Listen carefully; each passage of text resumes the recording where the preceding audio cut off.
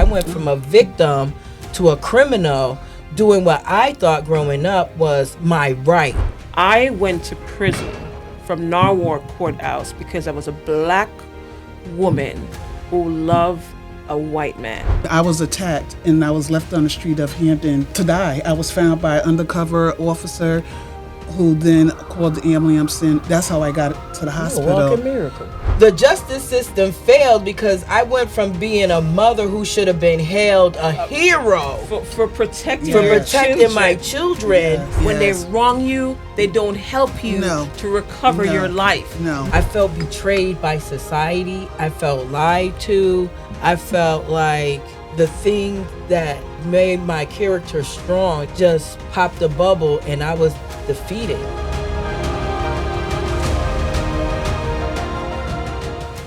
We go through life not knowing what others are going through. We walk by them daily, not able to fathom the depths of the struggle they face. I am Tamara Gordon, and this is Tea with My Sweet Gratitude, a safe space where I'll be having unfiltered conversation with ordinary people with incredible stories and life experiences. Not only will I be speaking with others while they share their story, I am privileged to share my remarkable story of motherhood, wrongful imprisonment, and the wisdom I've gained and the journey to self-love. So stay tuned to this channel and let today's conversation begin. Gratitude shining down on me.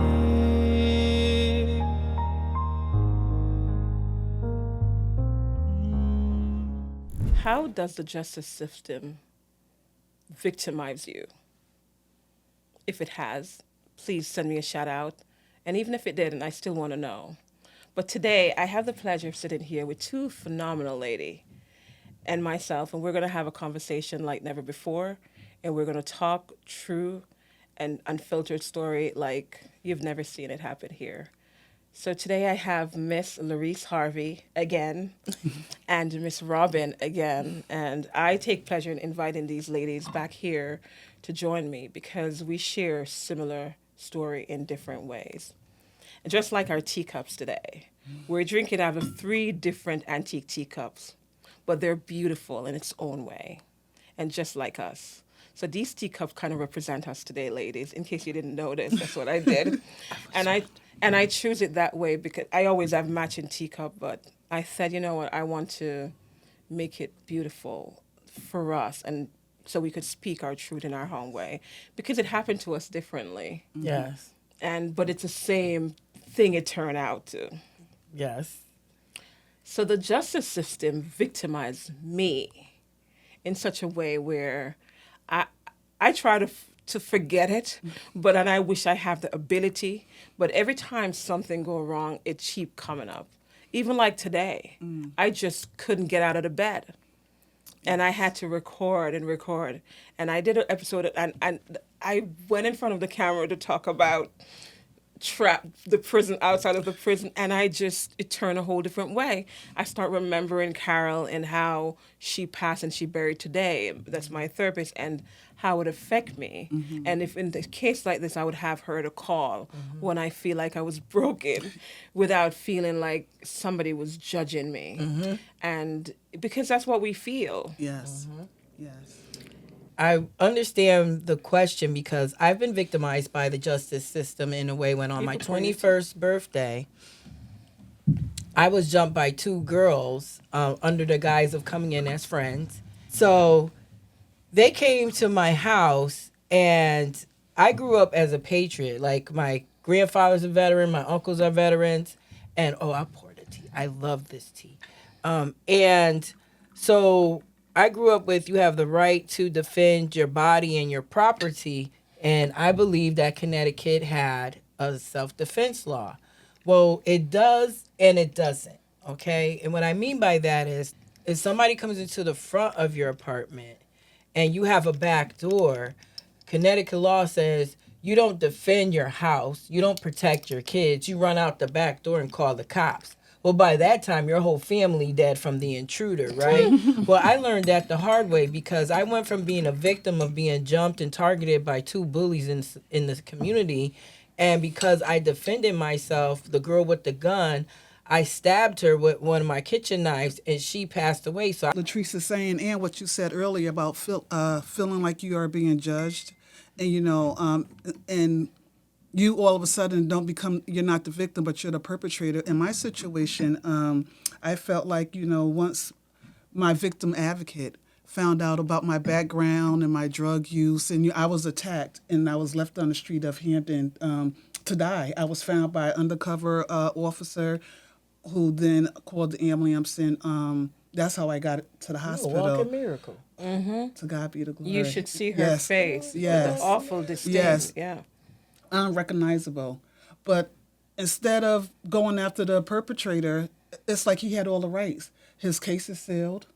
If you look him up, you won't find anything about him. They decreased his charges. So you're trusting the justice system to help you, but I feel like treat me as if I'm the one that did something wrong. Yeah. So like you begged for it. Yes. You begged for him to assault you and, Yes. and leave you to die, beat you. Exactly. And it's so sad. In my case, I was betrayed, ripped away from my children because of love. Because of love. A man fell in love with me and I fell in love with him. And he gave me privilege that he wouldn't give somebody that he was not in love with. And because of that, a detective lie and a son lie. And my life was changed. And it just, sometimes I wonder if I could really, really pick up the pieces of it. Because it's very, very hard. Yes. And it leaves such awful, awful disdain that Yes. sometimes you don't even know where to go to, who to turn to. It feel like it robbed me of everything. Sometimes even my salvation feel like it was going away because of thoughts I have. Exactly. Like they're not pure. Like I think all these things because it make you hangry just to think about it. How a judge Yes. would allow that. And I say it over and over again. I went to prison from Norwalk Courthouse because I was a black woman who loved a white man and who a white man fall in love with. And I went to prison for that.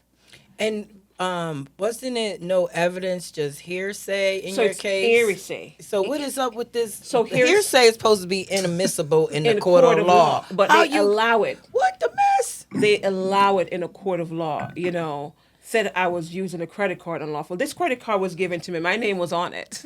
How I do was you use your own credit card unlawfully? It was Come his on. black card, and he had my name to it. I was a spender on it. I used it all the years I've been working there.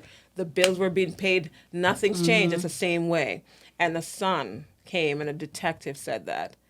He said he didn't authorize it, and that's not so. But he couldn't defend me, and he died, and that's why I went to prison. And it's so sad. All the time I'm going to court in first, I said, you know what? If he could just show up, I wasn't afraid. It was a really, really professional. It's all professional witness. The banks, everybody came in. This man was writing check for this girl every time. They want to charge for those. They couldn't because he wrote them. So they tried to do everything they could. So the only thing he could do is a credit card. And that's what he did. And that was so sad to me. It was the son pushing. The son pushing. It's the love of money. These sons were never even there. None of them. But yet still. After he passed. And when he needs stuff from me, I was the one who was there. If he needed to go anywhere, it was me. And so he find gratitude in all of that. And he take care of me in the way he can. Because money was not his issue. So he helped me to do business, different things we were doing. We were doing a lot of things. I was getting money left, right, and center from him. It was that. And they take it and turn it into something so dirty. It wasn't a dirty thing. It was nothing sexual about it. It was just a beautiful, beautiful thing. I don't know what he was given back. He often talk about how his family didn't like black people too much and he wanted to change that. So I often think I felt like It was his jungle fever.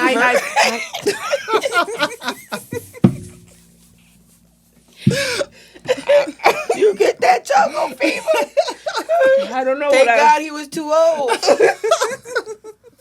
I don't know what a jungle fever is, but It's when a white man want a black woman or a black man want a white woman. By all means necessary. They loved him. but it was Let me it, drink you your bath water. Type stuff. But he loved me. He really, really do. He would do anything to make sure that I was on a different level. And he was training me. He was a business lawyer. He was a lawyer. He's a business lawyer. He did, so he know these things. He was teaching me the rope, teaching me how to do this. He often write contracts for me in different companies that I was doing with different people, different businesses that I have. He helped me to do all of those things. And so he really wanted to see me to the next level. And look at what you've done with it, though. Look at I'm what you trying. I could have been so further along if they didn't victimize me. I was on my way to being somebody great. You understand? That's what I it was. really, really was. I was doing something. And here's one of the things that really, really puzzled me. In one of his letters to them, he tell them to leave me alone. Leave Miss Gordon alone, or else I'm going to cut you out of my will. It was never introduced. It was introduced. So he write it to one of his son in particular and said, leave and CC 3 of them on it, through a daughter and 2 sons. Leave her alone. They said, so when my lawyer asked, has your father ever tell you to leave her alone? My father never said that. Your father never tell you to leave Miss Gordon. And when it show up on the screen in court, it just said, my father never said that. It show up. Then whose handwriting is this? My father. Read what your father said to you, and then he show him who it addressed to. To you, it addressed to. In line court, nothing happened to him. What? But yet still I was convicted.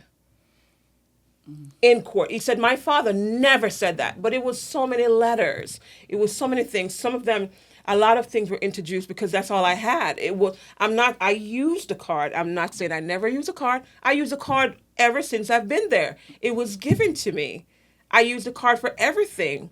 The fancy suits that I used to wear to the country club, everything that I used to go with him. I used to work on the weekends with him, and on days I used to see him 2 times a day out of the week for lunch.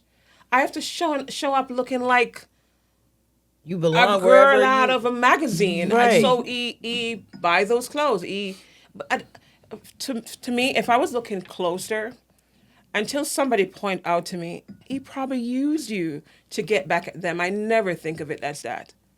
It never dawned on me because it was so pure. I didn't, and I still don't believe that. And I often toy with the idea: did he or did he not? What did he do? Did he set me up because he know they were going to come after me? Because he loved me so much. Maybe it was his last hope for his children to show that, nobody's different. They're no different.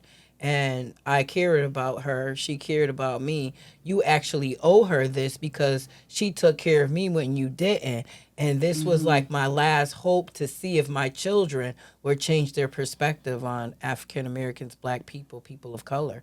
And they failed him. His son failed him. So I'm pretty sure he's somewhere. Rolling God around in his said, grave. vengeance is mine, saith the Lord, I shall repay. You don't know what's happening to him. He might get an embezzlement charge or some crazy thing where he lose all his money and he be in jail, federal, for decades. But that's what the charge was too. Larceny in the way of embezzlement. So I get arrested for larceny, which is what they call in the second, and then in the trial it changed to embezzlement. Wow. And I was like, what am I embezzling? And I'm saying, it got your name on it. Like, how? Exactly. But that's what the judge allowed the jury to hear. How I felt like I was victimized. And the closing argument, because I swore we won. We have minds, and the man that I'm talking about, attorney, because we share the same business lawyer, testify that he know what we're doing. He saw it was something going on with us. So they authenticate the relationship. Testify. You have the banker for the bank that I go to all the time. She come here every week. Sometimes he come and cash check for her. He just come all the time with her. He give her money. We have all those people testify. I thought I win.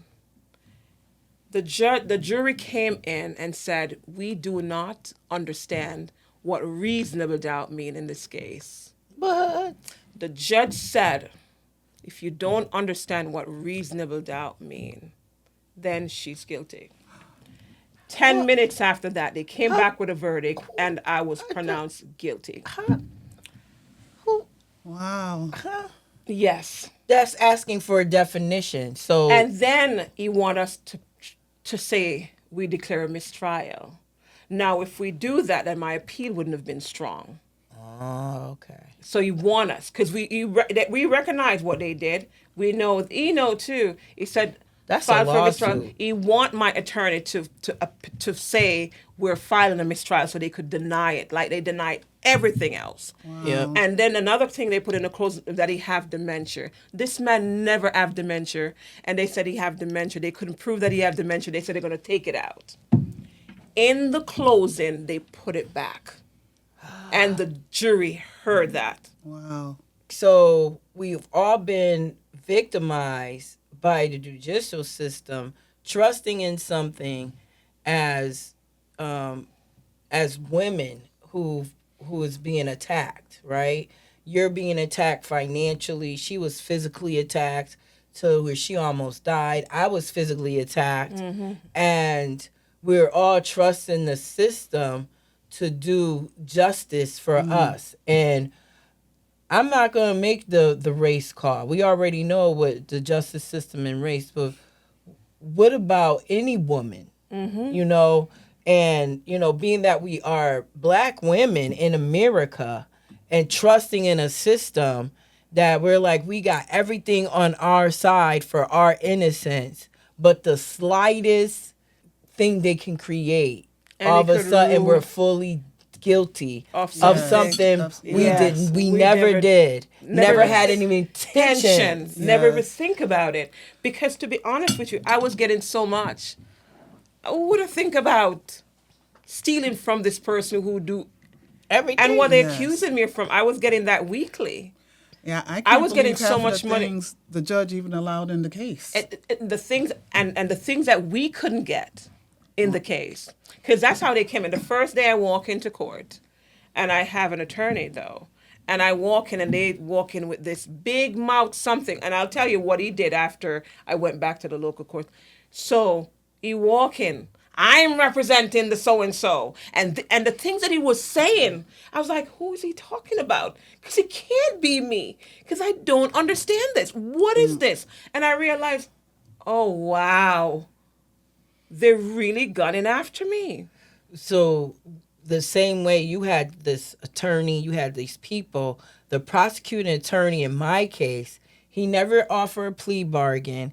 He never looked at me as a victim. My case happened in 93, the height of crack epidemics, and I lived in a low income area. He was making an example out of me. That's what happened to me too. He was making an example out of me. And he was like, there is no plea bargain. We're sentencing her 20 to life. So I said, I have no choice but to go to trial because there's no way I'm spending the rest of my life in prison for the protecting myself and my kids. I mean, we had a woman run for president who said, anybody come after my kids, I'm going to be like a pit bull with lipstick. But she could become governor of Alaska, but I got to go to jail for actually being that kind of mom. I was a pit bull with lipstick. Absolutely. She had a gun, I had a knife. I won that case. You know what I mean? So I won that fight for me and my kids. But it's like, the justice system failed because I went from being a mother who should have been hailed a hero For protecting for your protecting my children.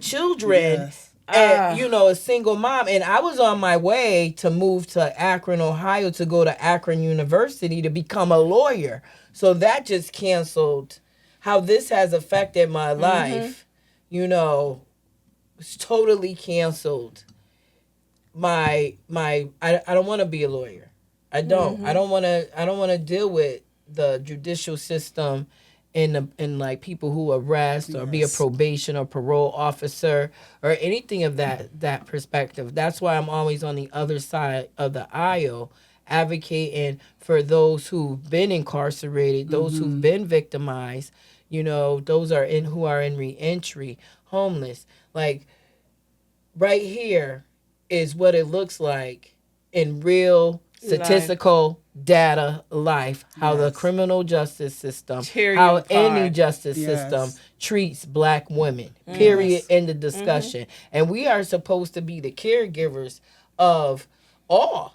Like, that's our pressure. We've been the nannies, we've been the maids, and then we got to go home and do that for our own. And now today we're trying to be the businesswomen, the nonprofit leaders, the leaders in our churches, Yes. in our Yeah. community, raising our kids. Absolutely. And yet internally we are crippled. I am emotionally and mentally Yes. crippled. Like Yes. this morning, I tell you, I felt that way. For the first time in a long time, I felt like I couldn't move. I was like a zombie rocking around. And I get up and I'm saying, God, what do you want from me this morning? Because I don't know why I'm feeling this way.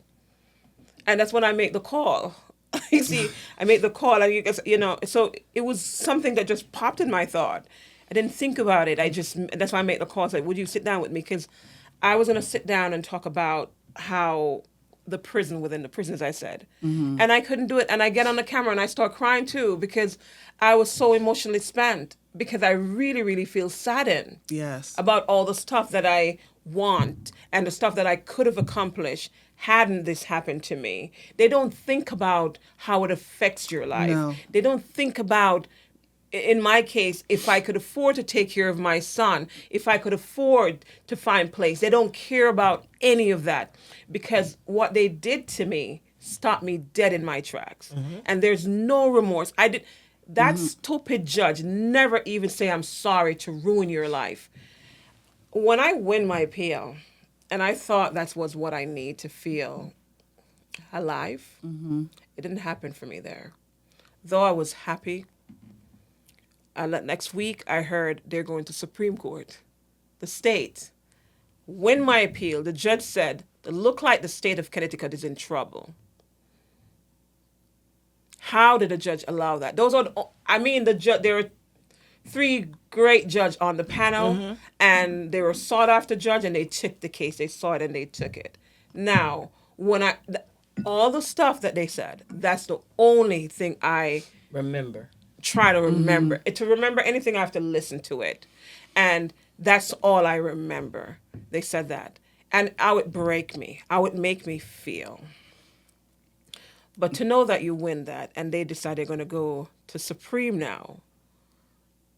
It just seems like with money, and I know you said earlier we're not going to use the race card, but you had your hearing or your trial in Norwalk, where it's predominantly White. And then And a lot of races. Yes. We're talking about Connecticut. Yes. That's how I feel about, Your my case. case was in Meriden. Oh, no way. Yes. So, yes, I'm like, total, it does break you. And then not only I feel like I was victimized by the judicial system, I have ran into this individual on more than one occasion. So I feel, like the hurt, the not trusting. The triggers. Yes. So, and even for me to get I have my police report, and at one point I couldn't find it because I was trying to do some work. I can't even contact the Hampton Police Department for a police report because it's all sealed. But you're the victim. I'm the victim. What they said to me is the only thing I can do is give you your statement. I didn't make a statement because I was so out of it. I didn't even know, couldn't even remember nothing. My face was I couldn't even talk. So what statement did I make? Yeah. And so this is just another way I feel like how they can just keep you, just hold you down. Keep you hostage. Keep you hostage. Keep you hostage. Yes, in this same cycle. And no system put in place. When they Yes. wrong you, they don't help you No. to recover No. your life. No. No system. No. They don't care if I live or die. Exactly. They just want to see me down. Exactly. I pray for you, Judge. I hope you see this one day. And I Yes. pray that you could live with yourself, and that prosecutor too.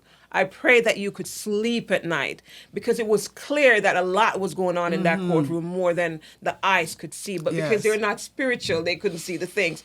But I pray that you could sleep at night knowing that you ruined somebody's life. You understand? But whatever you give to people, you shall reap too. Not by my hands. Because to me, I forgive you. I forgive both of you. both of you for ruining my life, and the detective too, and the son. But God will deal with you guys. He sure I will. don't have nothing more to say about you, but God will deal with them. Yes, he will. Because it's fight. They told me that. When I was going to appeal court, my poor mother that don't understand anything about court or nothing. And she said, why you keep fighting these people? They'll try to find more lies. And they'll try to find more this. And I was so upset.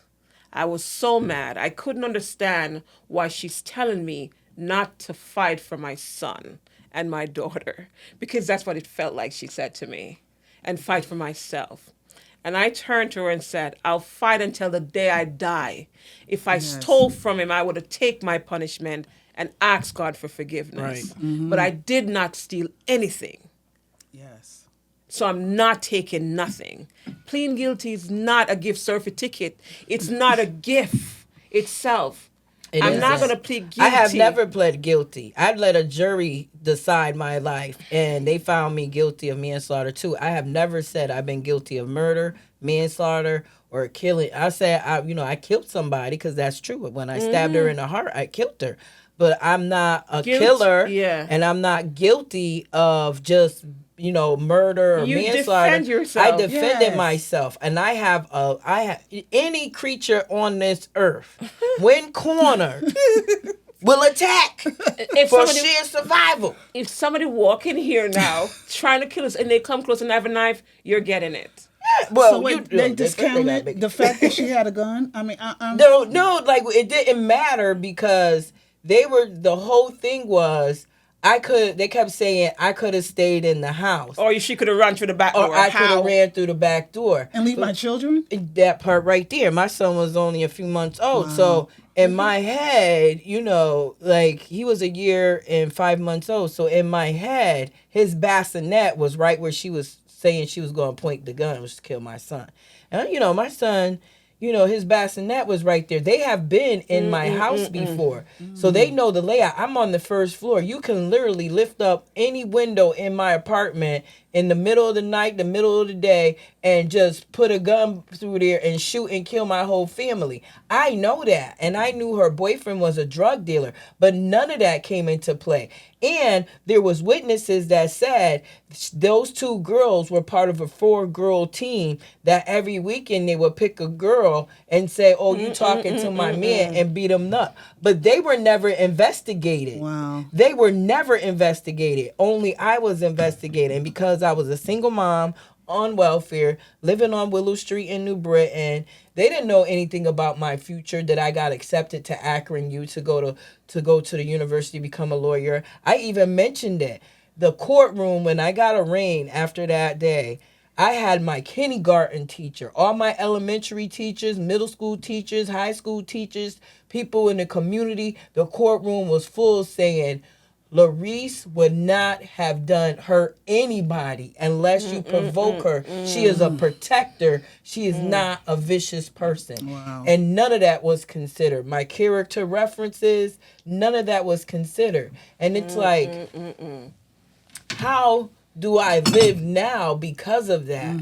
And every subsequent thing that has happened to me after that has affected everything. That was like my first PTSD trigger experience. And it was like anything that happened before that, all the abuse growing up, I didn't even know it was abuse or anything. It was normal because everybody went through it, So there was no, I feel bad because this happened to me. I didn't have that, I'm a victim. I was a proud young woman, okay? A proud, educated, smart, genius child. My memory was outstanding.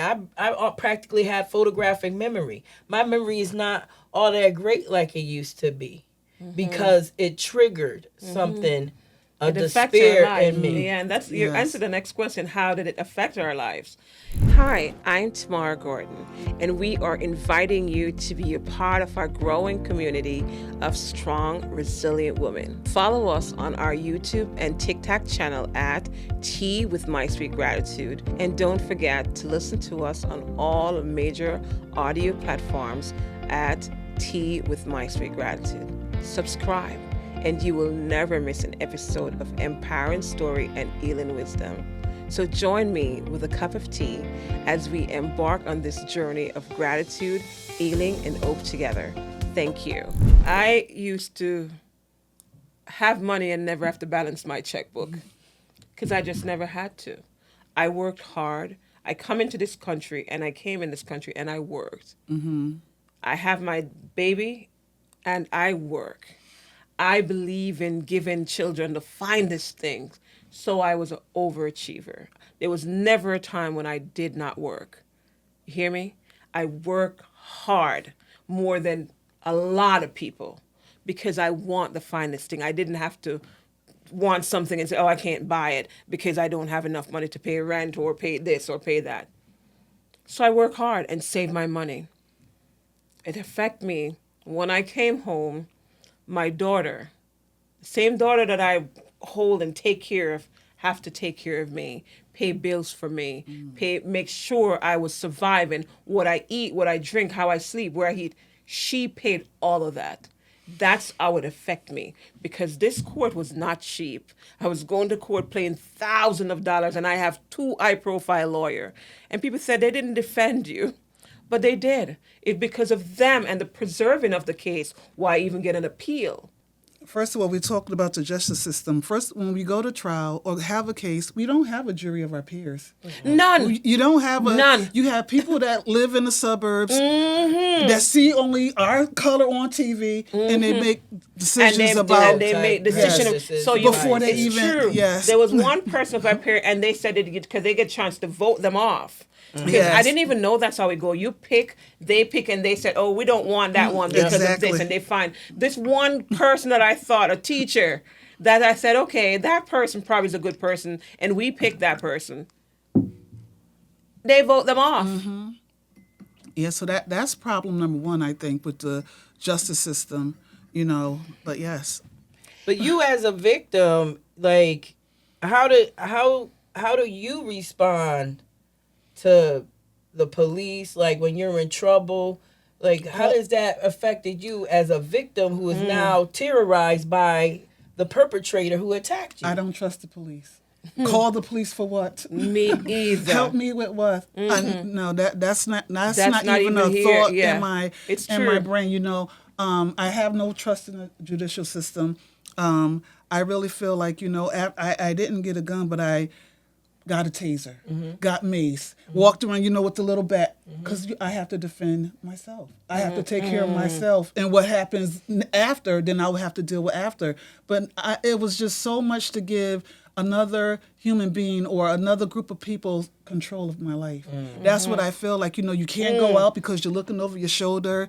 Once, when the person was released, I never got a contact call to let me know that, okay, we're thinking about, or we are going to reduce his charges. I just got a phone call. Oh, your protection order is going to be over. Such and such is going to be released from jail. And that's it. I'm like, what? And I emailed my victim. I said, I hope and pray you don't have children. Your mother. Yeah, How yeah. can you, and you're a woman, how can you even act like this is okay? And nothing happened to you. Nothing. You didn't survive the beating and the this and the that of this man's end. Like nothing happened Yes, to you. When I yes. saw that, like you said to use it, and I couldn't use the picture. It made me. I cried for days because I'm saying, here I am asking this woman to tell the story because I want her to heal. And look at this.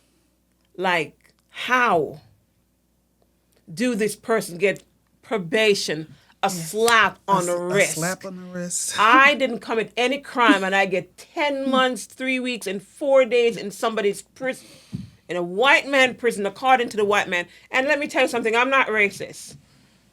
I'm not. I love all people. My heart don't allow me to hate anyone. But facts are facts. The Facts. system is set up Yes. The by that. fact is Yes. fact. So you could say whatever you want to say about me, racist, this, I don't care. But I know that I'm not racist. I know that I was wrong by them. Yes. When I started out with this gentleman, I didn't think about his color. I didn't do anything. He treated me kind, and I needed him, and he was there, and he needed me, and I was there. It was nothing about nothing. And until they did this to me, now when I start talking to Robin, when I met Robin, and I hear that Robin couldn't go in the supermarket, I was excited. You know, Right. Somebody like me. I will go in this together. Let's take courage together. You remember what I said, Rob? I was so excited Yes. that, oh my God, somebody know what I'm talking about. I'm not crazy. Yes. You know Yes. how that feel? My son asked me to get strawberry and milk. Now, he don't eat a lot of things, but he have to have strawberry. And I make the mistake and pick up the milk first, but I know I had a little bit of milk that I could have do without another day for. But we don't have any strawberry. My daughter was working. I have to go. Now he's going to come home. He's going to expect that strawberry because he tell me, remember, you have to have the strawberry. I went and picked up the milk, and I'm making my way to the strawberry, and somebody was speaking loud of keys and jingling. And I almost come out of the store with the milk not paid Yeah, for. the keys, the jig. Oh my goodness. Yes. Yeah, I'm that's coming out of the store, making my way, and I have to remember, Yourself. oh God, you didn't put on the milk. That's what it. And I cry like a baby.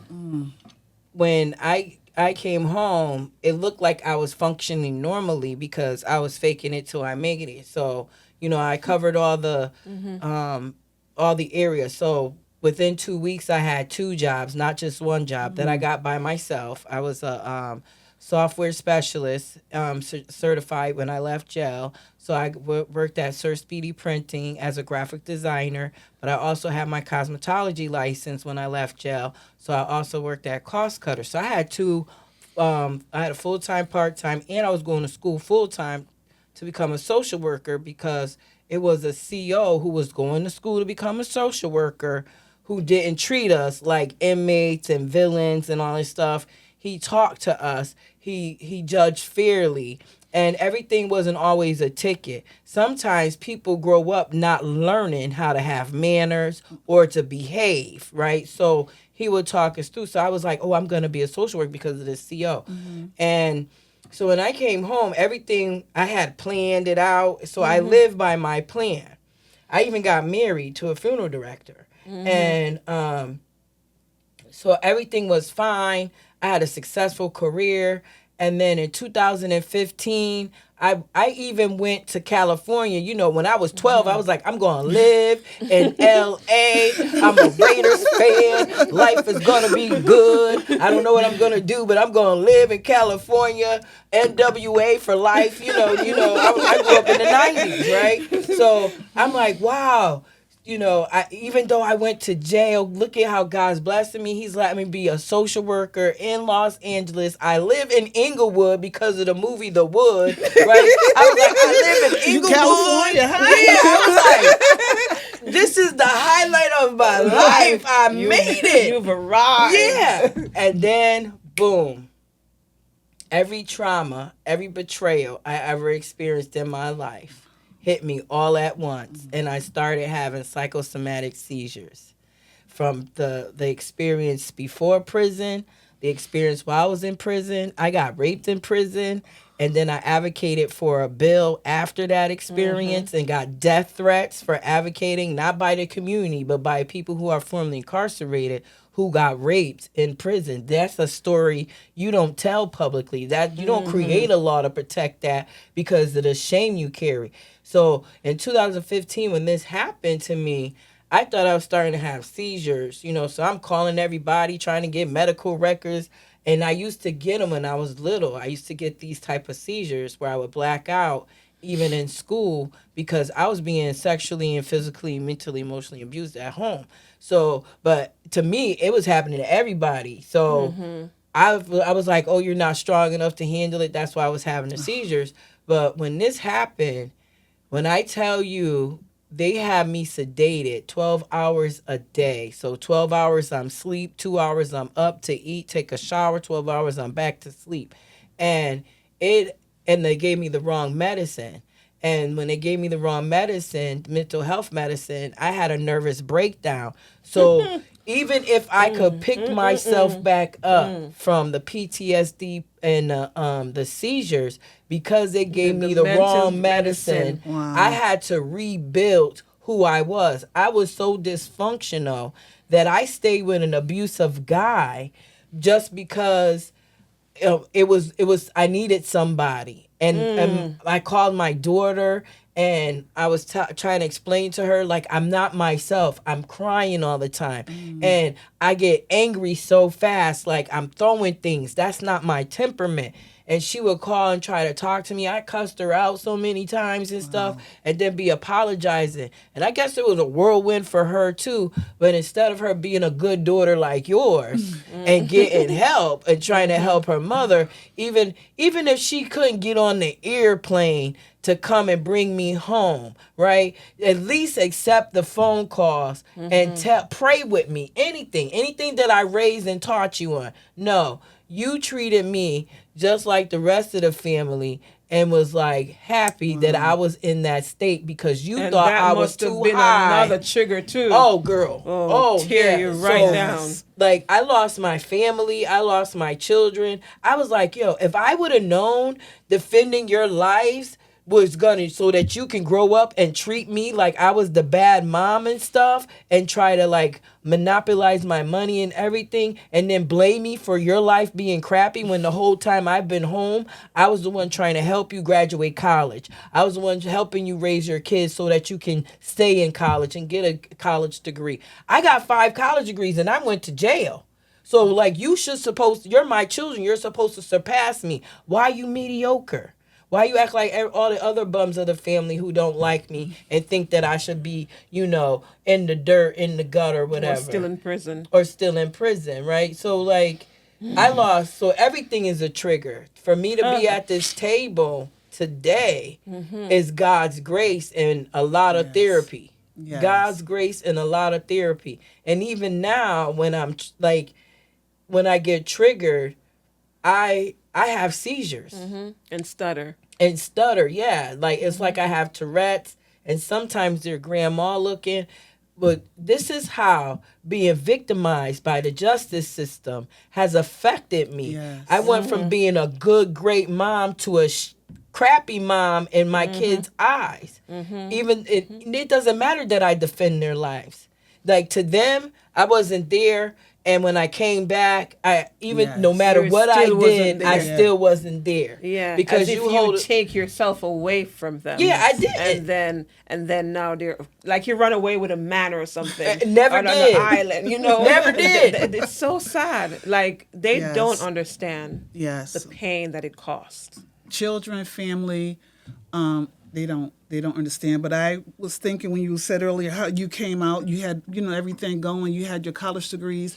I was the opposite. I lost my job, been at this job for almost 20 years. When I had met Tamara for the first time, and then we did a interview at her table, like that was my first time coming out. Wow. I drew my blinds, laid on my couch, turned out the TV, turned off the lights, and I was like, not that I want to physically take my own life, but I was ready to succumb. The pressure was too much, the hurt was too much, the reality of what was happening, the attack, and then the victimizing by the system, and then not having losing your job, like everyone's looking at you like it was you, like it was you, like you cost something to deserve this. Yes. Like what have I done to deserve this? Yes. Yeah. So it's terrible, and I truly thank God, for our paths crossing, because I don't think I would have had the courage to come out, I'm like, oh, nothing to wear, because I just literally, like, I'm in my house. I don't want to deal with the outside. I don't trust people. You pay me a compliment. I'm like, oh my God, they want something. Oh my God, something's going to happen. Yeah, it's true. Yes. She was I'm always like that. looking for exes. I remember when Robin and I sit down, we sit down in my place, in my home.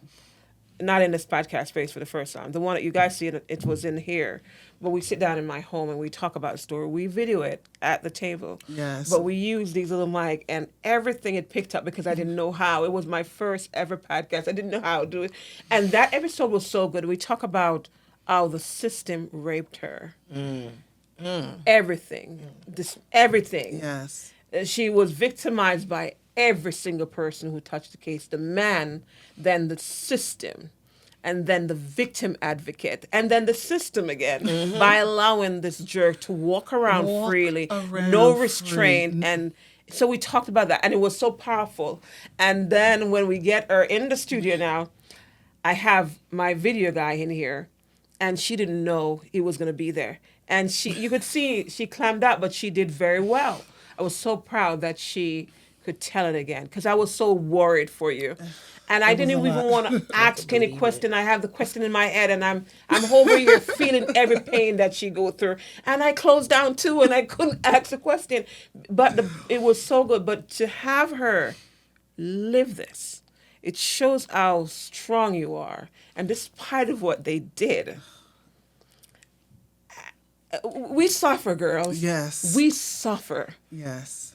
More than we show. But More we're than we resilient. show. Oh, we don't even look like what we've been through. my Because God. don't we look good? Yes. Look, I'll agree to that. Yes. Don't we look I would have good? never Yes. known. Like her when she walked in the room today, she was radiant. So when you Yeah. were teasing her about Yeah, if she looked good, If she find a man, if she find a man, does she have that new man glow? yeah.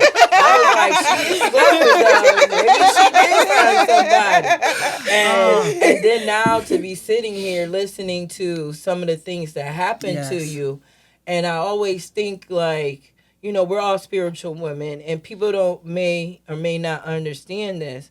However, because of my journey, I wrote a book because I was like, this is unfreaking believable. Yeah. Unbelievable. Yes. So I wrote a book and I shared every moment as it was happening until a certain level when I recovered. So now I'm working on the second and third book because I got to separate my advocacy world where everybody thought I was functioning really high and all the things that I learned. So like that was the cover up for the pain. So I became a workaholic because I was still in a lot of pain. Wow. So a lot of overachievers, they're not overachieving because, you know, they're superheroes. They might They're be over hiding to a cover deep secret that keeps God. them. Like, I've been suicidal since I was 12 years old. Wow. The last time I tried to kill myself was when I lost my mind, but I didn't even know I was trying to kill myself, you know?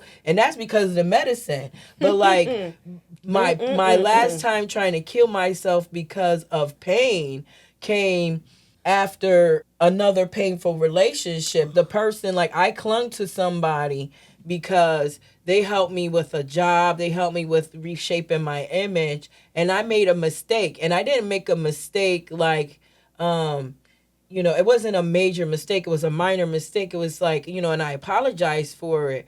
But I didn't know the meaning of what I did, like the place where I made the incident happen. I didn't know the value and meaning of that place for this person. And there was nothing I could say or do to make up for that mistake. But at the same time in my head, I was like, just show back up and make a new memory. Because that's what I got to do to survive the craziness I've been through.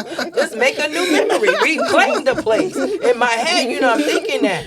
But my heart was like, if he lets me go, then who will I have? Because I'm still struggling with this relationship with my kids. I'm still struggling living with, I killed one of God's children. I haven't even given me time. What I did was a lifetime effect on my life. And I had to come to And you have to amends live with it. with God, not man, with God. And God forgave me. But it took me 30 years after what I did on that day. 30 years. I'm 53. So that Have you means forgiven yourself? yes, that's what I'm talking about. Okay. It took me 30 years after the incident. 51 years old is when I finally forgave myself, and I said, you know what? At the end of the day, they came to kill me. And just because I survived and I'm not the one in the grave doesn't mean I stop living. It means I start living, Amen. but Yes. live in truth without shame or guilt. There you go. Live for me, because by living for me, I can help more people.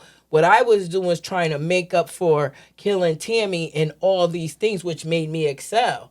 Guilt will make you excel if you use it properly. And now it's like, you know what? I don't have any more guilt. I don't have any more shame, because in this incident, if I was to tell this story the way we see all the Disney movies, the superhero movies, I would have been the mom who got the damn parade at the end of in the movie. Okay? So I'm going to be the mom who deserves the parade. You deserve to live. And to live my yes. life in a joyful, happy, without guilt situations. Not that I'm not, disrespectful to her life. Her life wasn't sacrificed in vain. I have helped over millions of women and men and children in Connecticut, across United States. In prison, with In prison, out of prison, everywhere. everywhere All I the go. rules that you held past, the things you and do. and lives Like- have changed, and it's because I went through that. What if I told you that your darkest trauma are the gateways to the deepest form of self-hate, but through it you can find healing? Would you believe me? I am Tamara Gordon, and I help women through their most severe challenges with the power of empathy and sweet gratitude. As a wrongful convicted woman, I survived prison only to find my greatest calling to date. After mentoring and ministering to hundreds of women behind bars, I realized that there are 3 critical things my dear sisters need to become whole: love, safety, and most of all, community. Join me and hundreds of other women on this challenge.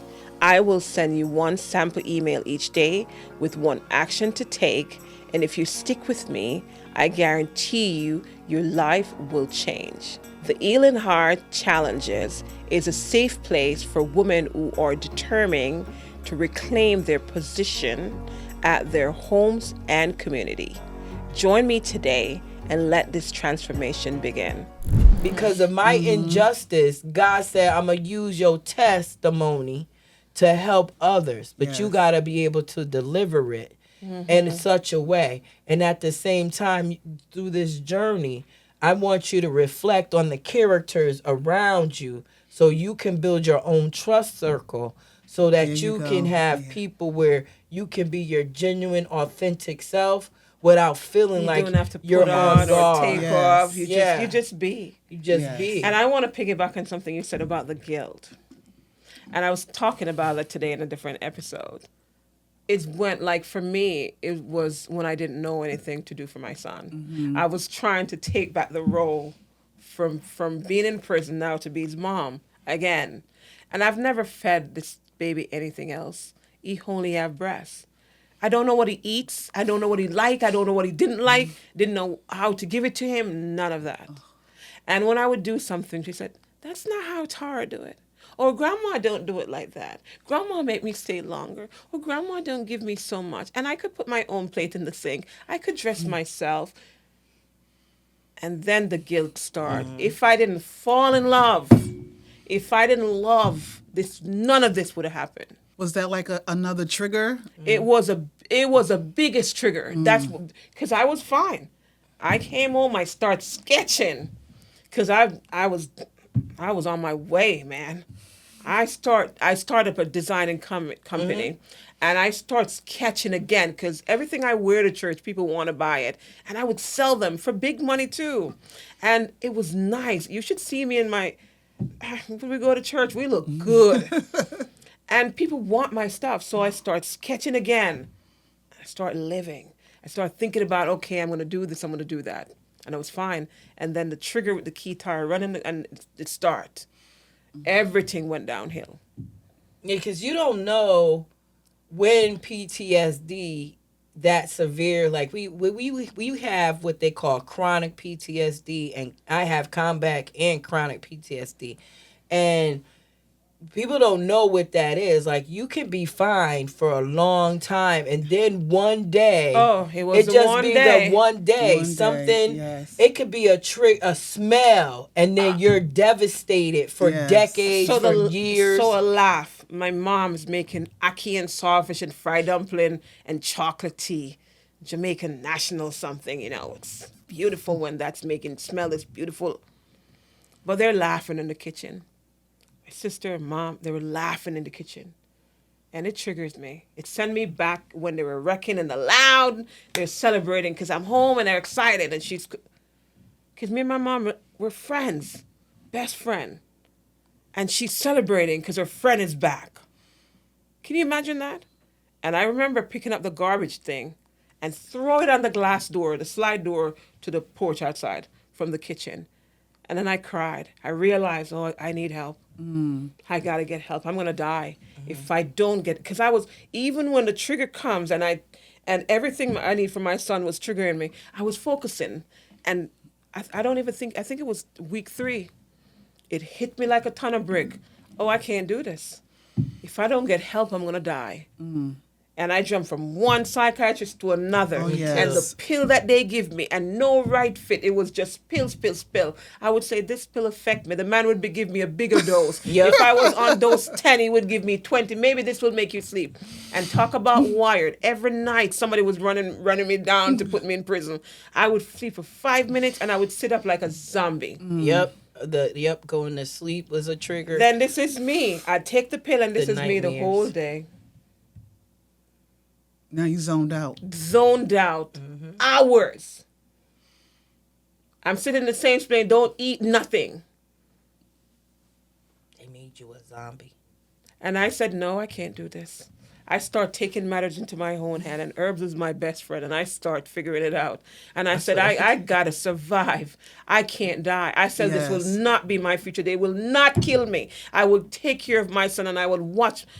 And I was determined.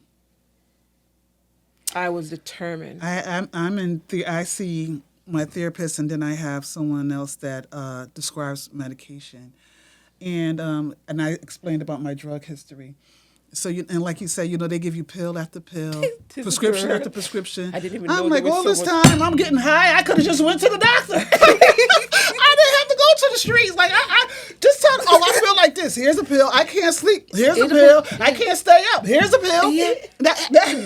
Like really. And I didn't even know they have so much pills. Well, there's a test that my psychiatrist in New Britain, because I was telling him all the different drugs and what happened when they gave me Zoloft and all this stuff and Prozac. And so he said, there's this new test. It's a DNA test that tells you which drugs will work best on your chemistry in your brain, right? And so they test me. Every pill that they gave me was in the red, meaning all bad. All of it was bad. So they didn't help me. They actually did more brain, emotional, mental damage, because of that. And so what I did was, my younger sister, she suggested she was like, you was the medical marijuana, decrim marijuana campaign person in Connecticut. And you met all the marijuana patients, the veterans with the PTSD, the neuropathy and all this stuff. She said, why don't you stop taking the medicine and start smoking some cannabis? I'm not telling you to smoke to get high. I'm saying smoke and see when it's time to take your meds, take a couple of puffs of cannabis. So that's what I did. And, and I was like, well, okay. And we did it like a schedule, we started off with every 6 hours, and I would still have seizures. So if I had a seizure, then I would smoke to relax, because it relaxes my nerve system. And eventually I got to a place where every 4 hours I gotta smoke, and it's not like, I'm smoking the whole thing. I'm smoking a quarter, I'm smoking a half. It depends on what my nervous system needs in the time. Like, what is my stressors? If I'm in a relaxed place and I'm cool, I don't smoke. Because my body don't feel, it feels safe, it's okay. And I say that because it is a herb that's self-medicating. And, but it's also a herb that grows that has does have medical use. And so I tried that. And because of that, I was no longer in Grounded. sleep 12 hours a day, losing days, months, years. I was able to think again, you know, and so I created a nonprofit. I was able to get my Social Security disability, and I got my own apartment, and I partnered with somebody to do a nonprofit to like try to pass on what I learned, because when you can't do anymore, you teach. So I was teaching, and then I'm sitting here and not stuck in a room having seizures on top of seizures, or being so scared to leave because I don't trust human beings, and bump men, bump the justice system. Like, little kids made me have seizures out of fears, because you know what, little kid, some adult could have told you to come over here, steal my money, jab me in the side with a knife, like all type of stuff that be happening It's in real. your brain It's when true. you It's feel real. that. It's true. There was this little lady that I used to walk with in the morning time. Cute little old lady. And she didn't see me for that period of time. And I was coming out before I get deep into the trigger and start triggering, everything start triggering me. And I know I was afraid now. I didn't understand what was going on. I saw her coming up, and she's excited. Tamara, I haven't seen you in a long time. Where have you been? Were you in Africa? She's asking me. And I run back. I didn't even answer the lady. You're scared. The to death. next morning, I come out a little earlier because I said, okay, she's going to come out a little later. She's going to come out 7 o'clock, so I'm coming out 6. I'm going to go walk. Saw her because she wanted to see me. I was so afraid of her. And I never told her what happened to me. So she'd never know. I was afraid of her. The little sweet old lady. And I realized, you're in trouble, girl. Yes, it's anybody. I It's was in anybody. a therapy class, and this lady, so kind, so nice, offered me suggestions, you know, things that she's going through. I said, is she gay? I was like, I think she might like me. I promise you, after that class, I never went back. I'm like, I can't. But you know, your mind. And I'm like, you know, and I don't, if I say no, if I do the wrong, I might offend her. Yeah. That she's gonna, you know, what problem What that is is she gonna gonna cause. do? Yes. Yeah. It's real. No one. It affects us in a way Yes. that I can't work outside of my podcast. And I said to God, you got to figure out this quick for me because I'm sinking. I tell him that. You got to figure it out. You got to send people to do the right things, let people do, you know. And I create a product line and I'm doing what I need to do. And I tell God, you got to figure it out. Because if I don't, then not only it will affect me, but it affect my children. Yes. Yes. Absolutely. And it does. It does. Can you imagine all the money a little girl worked? It used to take care of her mother. And I'm maintaining, and I don't ask for things. I don't need money like that. But that's what she used to do. That was saddened to me. Yeah, I was chasing. It took me 3 years to get out of the idea that I can reclaim the life I had before my PTSD kicked in.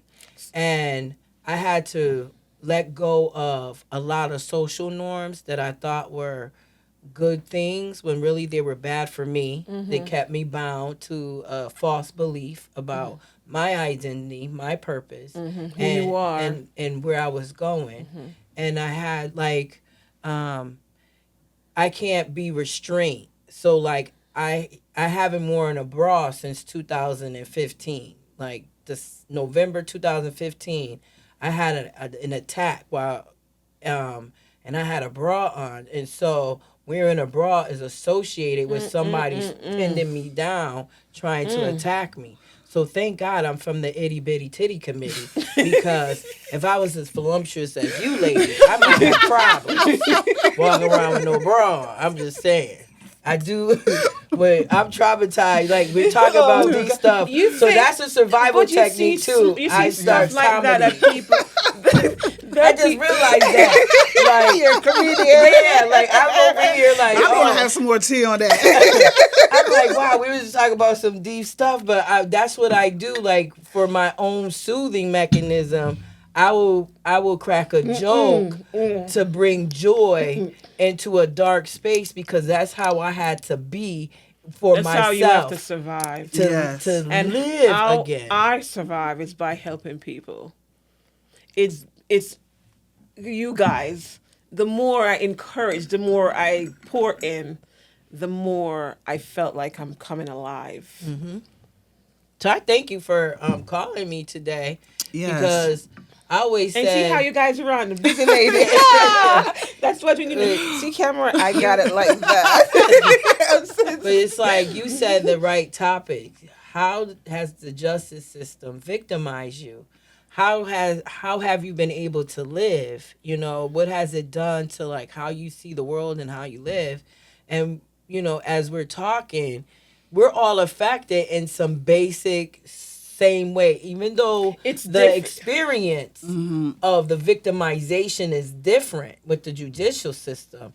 The aftermath is similar Yes. It's the for same for the for all of PTSD us. and the It's triggers. all of us. Yes. So you see, And she didn't even go to jail. She was like, but she was persecuted. but it was like she was. But Yes. she, was but on she the did way. go to jail in her house because Well, you I'm see s- how she isolates. Yeah. And that you see, That's another type of prison, and people don't even but realize. that's what triggers this Yeah. Yes. interview. I was sitting and I'm thinking how I felt trapped outside of the prison wall. How I was trapped this morning, and I sit and I did an interview by myself. It was a solo, and I set out to talk about that.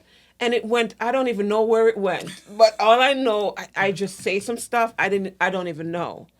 But it triggers this because I said, and I have a guest, and she was talking about the justice system, and she came here for a total different thing, but that's what she was talking about, how they manipulate the system to put her in jail. And yes, she did some stuff, but they didn't get her on that day, It was something Yes. else. So what I'm saying is this. For us, in more ways than one, it's so identical. It's not Yes. even funny when I think about it. It's Yes. we are innocent people who were criminalized We were by criminalized. a system Yes. that's But how supposed it to protect affect, us Exactly. but how it Yes. affect us. and how it affects our Neither lives. any of us could go work with people that No. we don't trust. The system, it don't care about me if I survive or die. No. They didn't even call a check. How are you functioning? So when No. I went up to get a pardon, they contacted Victim Services contacted the woman Tammy's mother, and so her mom shows up, and when her mom is standing there and listening to, first she was complaining, oh I didn't even no when I was in trial, and her mom stood up and was like, oh I will never get my daughter back and everything. Right before I got sentenced, there was a counselor and a CO who came from prison to testify about my character consistency, right? Like I had by that time I had got smacked in the face by another woman in the prison, and she knocked my books down, and I fixed my glasses, and it took everything in me to say God bless you, God be with you, because what I really wanted to do was take it back to the hood like I grew up and beat the living daylights out of her. But that at that moment is when I knew my anger management and therapy was working, because my instinct went from protecting and fighting to the bitter end to okay, de-escalate, take a breath. Is it worth your life? And so every decision I make now is about that choice. Is it worth my life? Is it worth going back to prison? Is it worth me talking and dealing with the police? And since I've been home and I did a lot of stuff in reentry, passed a lot of policies and been in a lot of articles and everything, and even that hasn't kept me safe because I've been homeless at least 10 times in the last 5 years.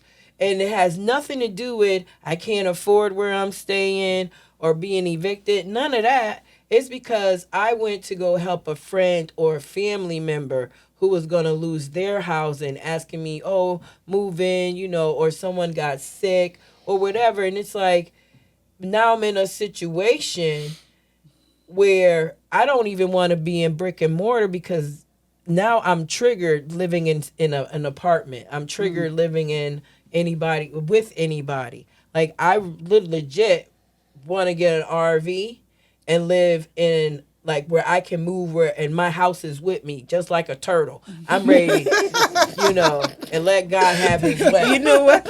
You should add something else, a comedian. Because you are. Because I'm sick of everybody at this point. I want just me and the Lord and the mountain. I'm good. Like, I'll see you on Zoom. This flesh and blood connection is for the birds, because who ain't gonna hurt me these days? And then God sends people like Tamara, and I'm glad I met you today. And I have other people that actually care about me, and they don't care about me in a they don't want nothing from me. You. They love me because of who you are. They see me, like they saw me before I saw me. Yes. And they pour goodness into me. This episode of Tea with My Sweet Gratitude is sponsored by My Sweet Gratitude Cosmetics, your go-to for affordable luxury that celebrates your healing journey. With quality handmade products made with rich, creamy, moisturizing ingredients and a special customized blend of herbs that will leave you looking, smelling, and feeling absolutely beautiful. As a listener of Tea with My Sweet Gratitude podcast, you could enjoy a 10% discount by using code T at checkout. Visit our website at mysweetgratitude.com. Thank you for supporting Tea with My Sweet Gratitude. We will see you soon. Out of all the pouring I done in my life, I've never really, it's a hard thing to accept the pouring in return until you get to a space in a place in your mental health and your emotional IQ is increased and you're internally stable. Hallelujah.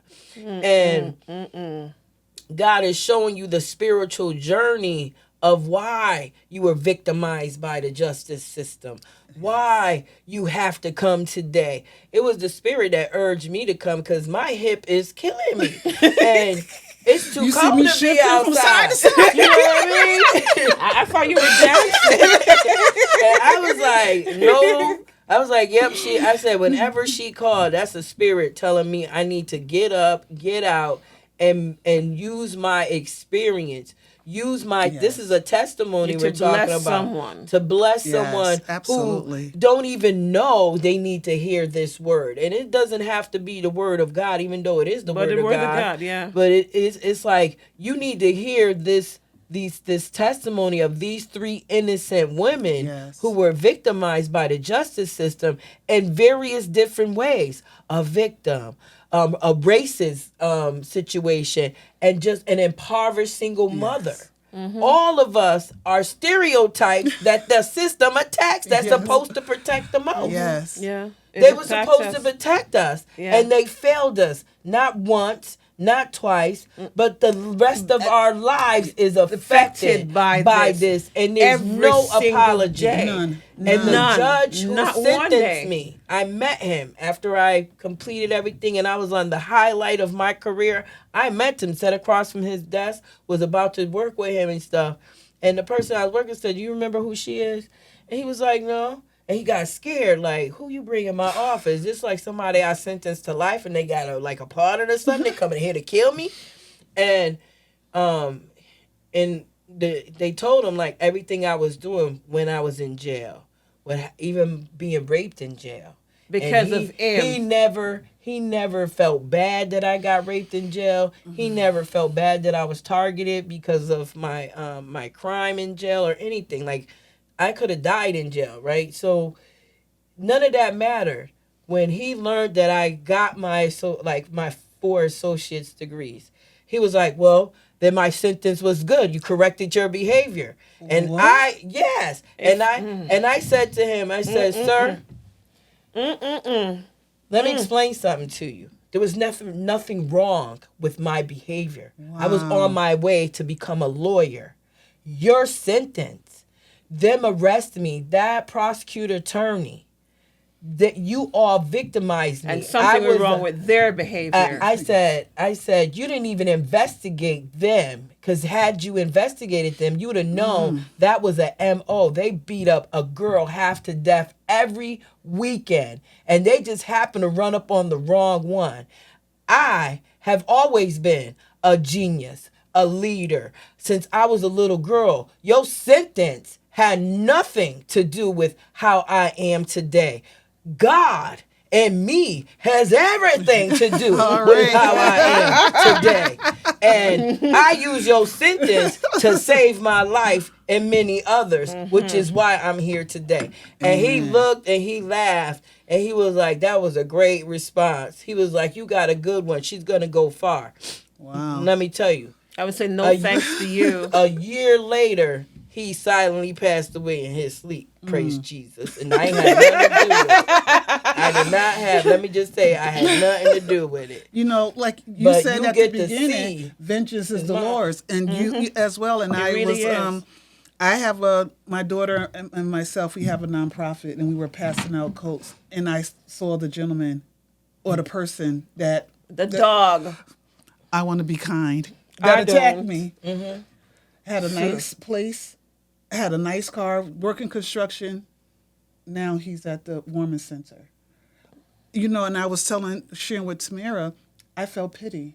Yeah. I felt pity because at one point in time, you know, you had your money, you had your car, you had your house, had a decent job. And now you're at a warming center. Now you at a warming center.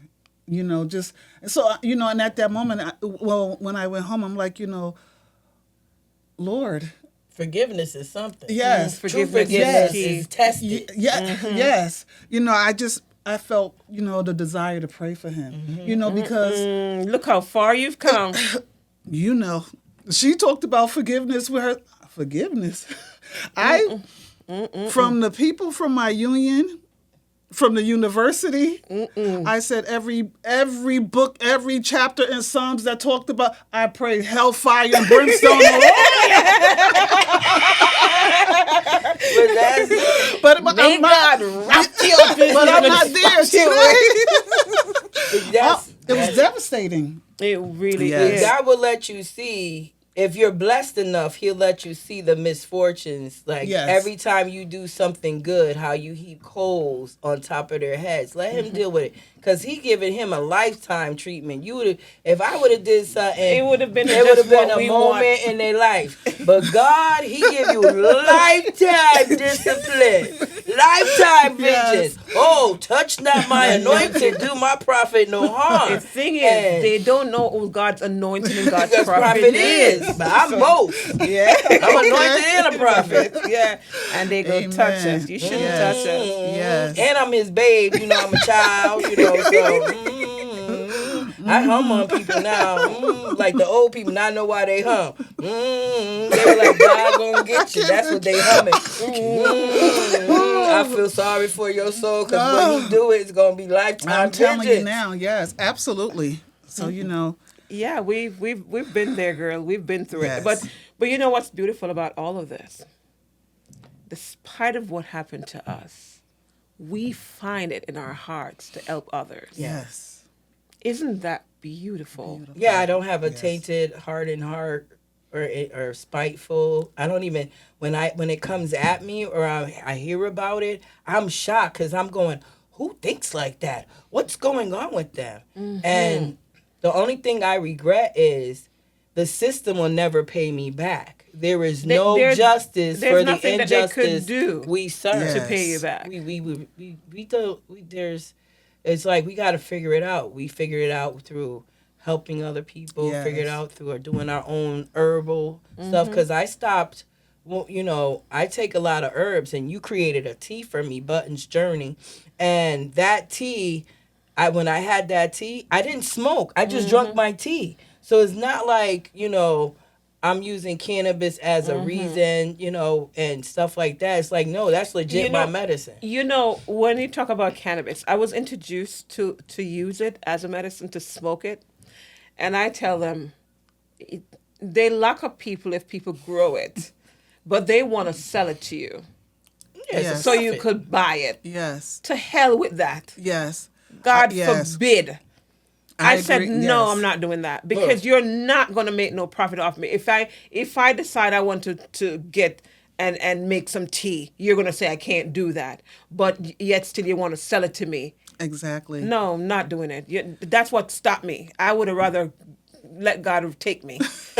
No, for real. They offered me cannabis as well. I'm like, well, don't you have a drug history? Right. That don't make any sense. So why would you, offer me? They judge you because of that and let a man go free. But they want to kill you. Exactly. I don't trust all of you. But, like you said, Tamara, with her, she made, and I couldn't sleep. And I think I came to visit her, made a nice tea for me, without cannabis.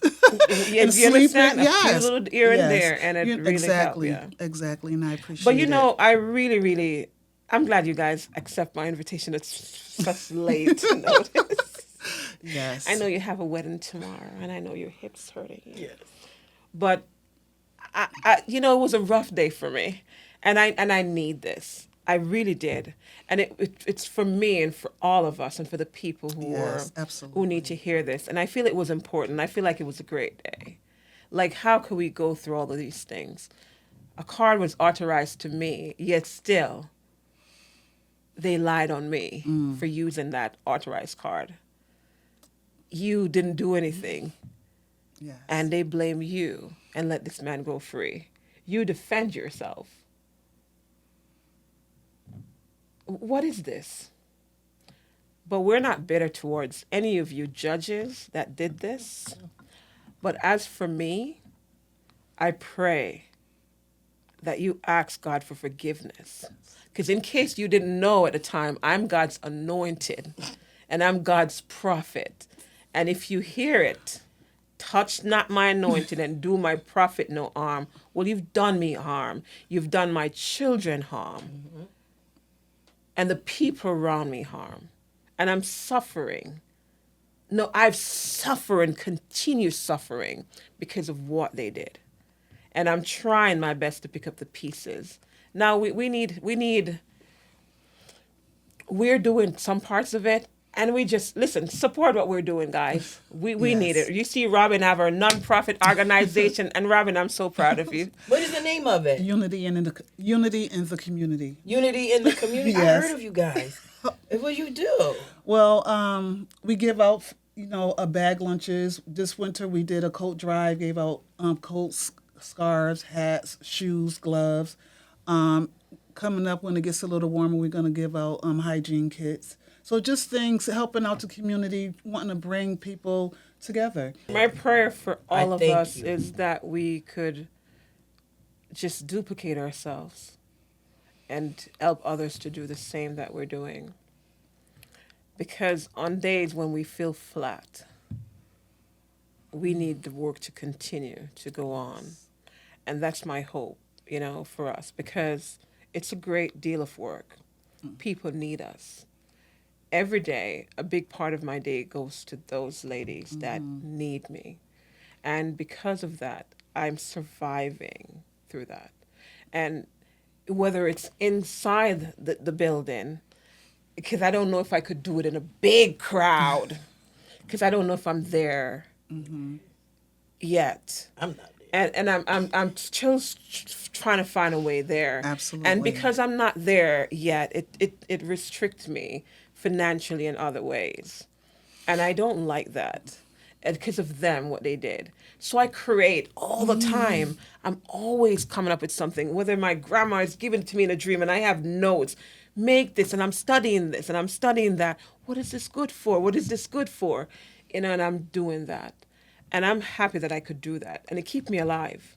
But it's because of ladies like you, too. Like when I call, whether I need something, whether I'm giving something, I'm giving, and I'm receiving gratitude.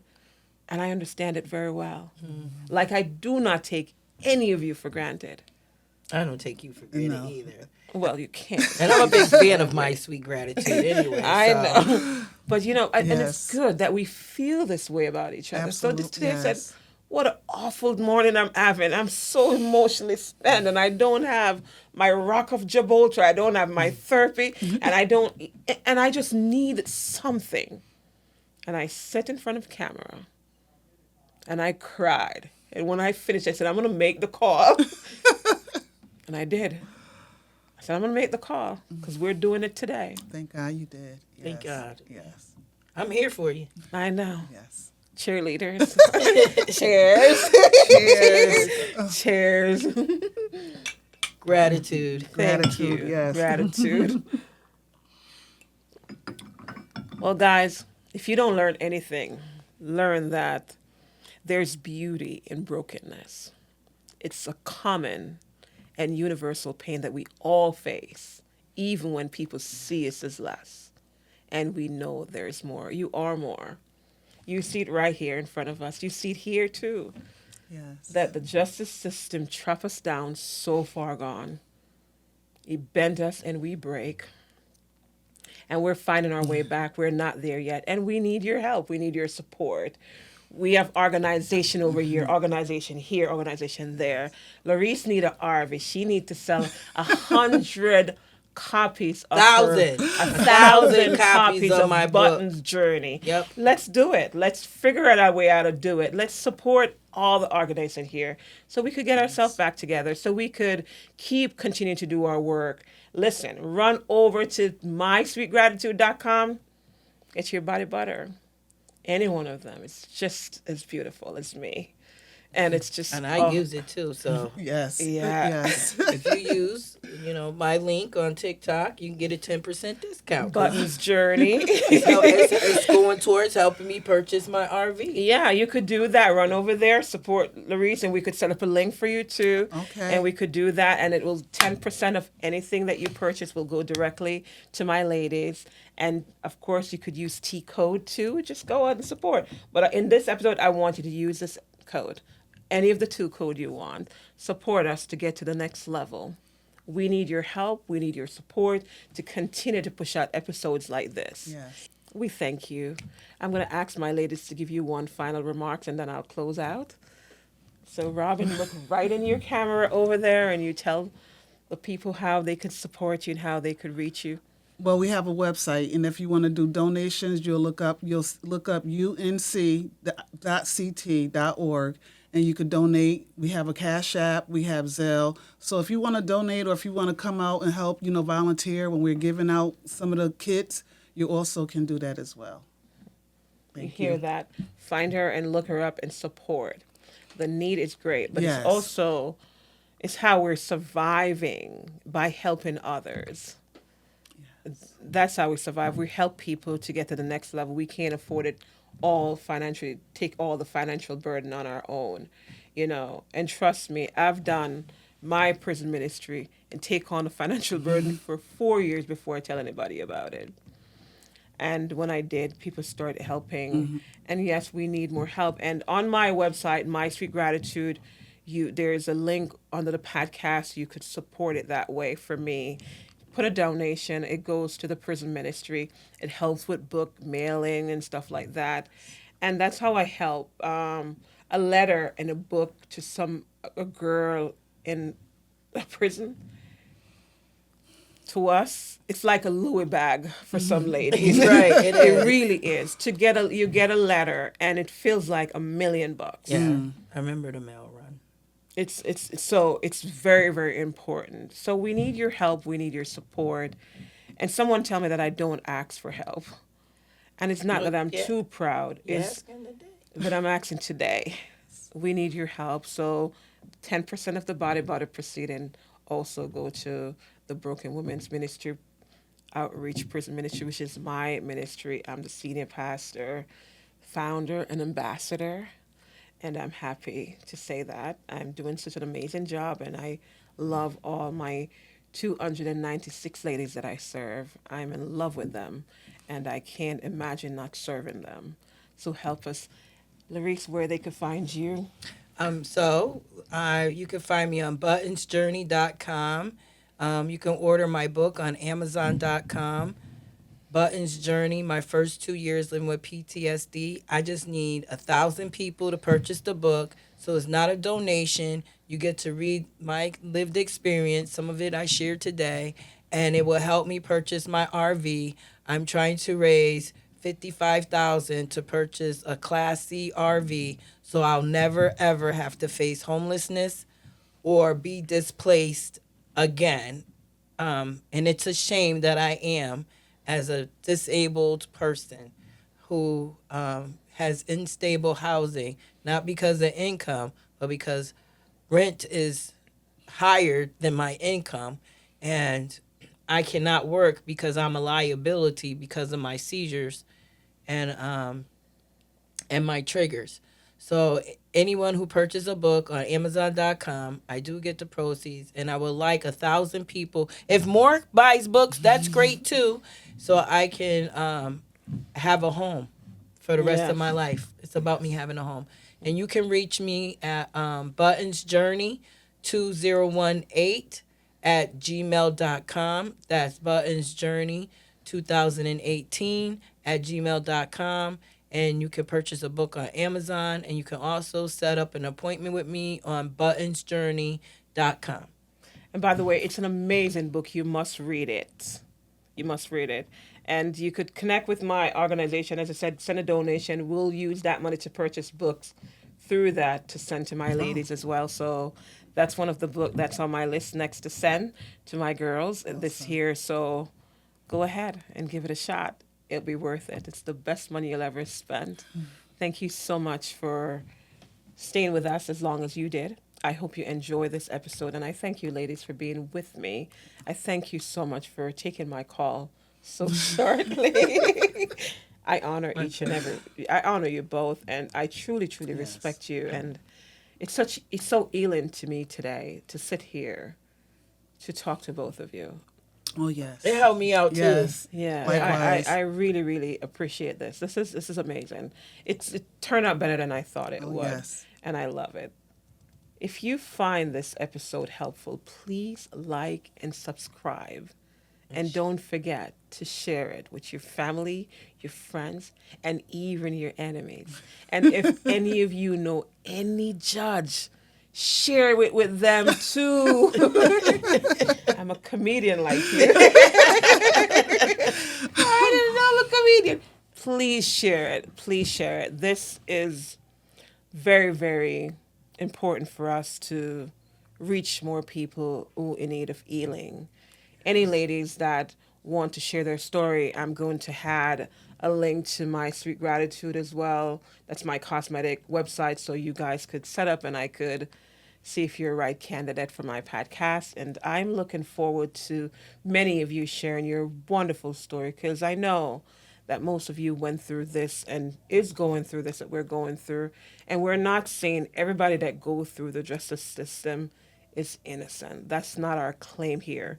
Some people wrong the justice system wrongs some people. I've come to meet some odd court criminal, and I didn't know that girls could be so bad, and I've met them. But there are still people.